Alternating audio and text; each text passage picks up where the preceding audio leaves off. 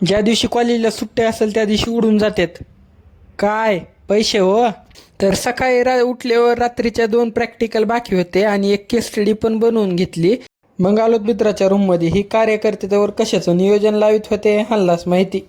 सोमवारी टेस्ट आपली 30 जाणारच नाही, लेक्चरच नाही तिचं. गेलो तर ती लेक्चरला जाणारच नाही. मग हे ऐकून छोटू साहेब म्हणत होते तुम्ही जावा, अगर नका जाऊ, इथून जावा, आधी मला झोपू द्या, आज रविवार आहे. मग छोटूला झोपायला सोडून आपण आलोत परत आमच्या रूममध्ये. मग लगेच थोड्या वेळात कृष्णाचा फोन आला, पावभाजी खायला जायचंय. मग आपण तुम्हाला तर माहिती आहे खाण्याला काय नाही म्हणत नव्हतं, आपलं एकच पक्ष खाण्यावर लक्ष.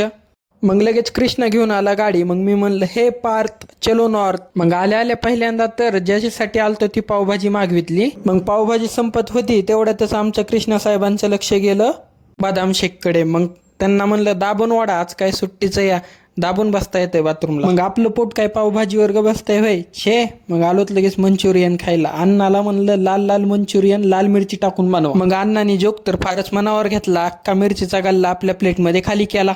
मग आलोत परत वापस. तुम्हाला ब्लॉग कसा वाटला सांगा आणि इथपर्यंत आला तर फॉलो करून घ्या. धन्यवाद. जय शिवराय. भेटूया पुढच्या ब्लॉगमध्ये.